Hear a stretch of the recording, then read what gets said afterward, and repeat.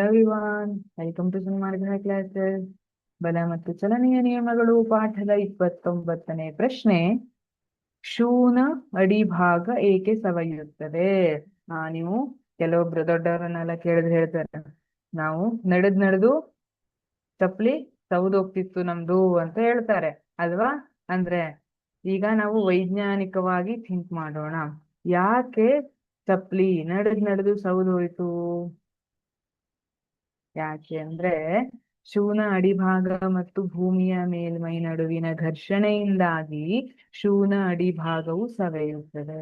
ನೋಡಿ, ಯಾವುದೇ ಎರಡು ಮೇಲ್ಮೈ ಸಂಪರ್ಕದಲ್ಲಿದೆ ಅಂದ್ರೆ ಅಲ್ಲಿ ಘರ್ಷಣಾ ಬಲ ಆಕ್ಟ್ ಆಗ್ತಾ ಇದೆ ಅಲ್ವಾ. ಘರ್ಷಣಾ ಬಲ ಒಂದು ಸಂಪರ್ಕ ಬಲ ಅಲ್ವಾ. ಸಂಪರ್ಕ ಬಲ ಇದೆ ಅಲ್ವಾ. ಈಗ ಶೂ ಮತ್ತೆ ನೆಲ ಇವೆರಡು ಸಂಪರ್ಕದಲ್ಲಿದೆ. ಹಾಗಾಗಿ ಘರ್ಷಣಾ ಬಲ ಏನು? ಘರ್ಷಣಾ ಬಲ ಯಾವಾಗ್ಲೂ ಚಲನೆಯನ್ನ ವಿರೋಧಿಸ್ತದೆ. ಶೂ ನಡ್ಕೊಂಡು ಹೋಗ್ತಾ ಇದೆ, ಘರ್ಷಣೆ ಬಲ ಏನ್ ಮಾಡ್ತದೆ? ನಡ್ಕೊಂಡು ಹೋಗ್ಬೇಡ ಅಂತ ಅದರ ಚಲನೆಯನ್ನ ವಿರೋಧಿಸ್ತದೆ. ಈ ಘರ್ಷಣೆಯಿಂದಾಗಿ ಏನಾಗ್ತದೆ? ಆ ಶೂನ ಈ ಶೂ ಯಾವ ಮಟೀರಿಯಲ್ ಇಂದ ಮಾಡಿರ್ತದಲ್ಲ ಅದ್ರೊಳಗಿರುವಂತಹ ಪಾರ್ಟಿಕಲ್ಸ್ ಎಲ್ಲ ಕಿತ್ತೋಗ್ತಾ ಬರ್ತವೆ. ಹಾಗಾಗಿ ಶೂನ ಅಡಿಭಾಗ ಮತ್ತು ಭೂಮಿಯ ಮೇಲ್ಮೈ ನಡುವಿನ ಘರ್ಷಣೆಯಿಂದಾಗಿ ಶೂನ ಅಡಿಭಾಗ ಸವೆಯುತ್ತದೆ. Thank you.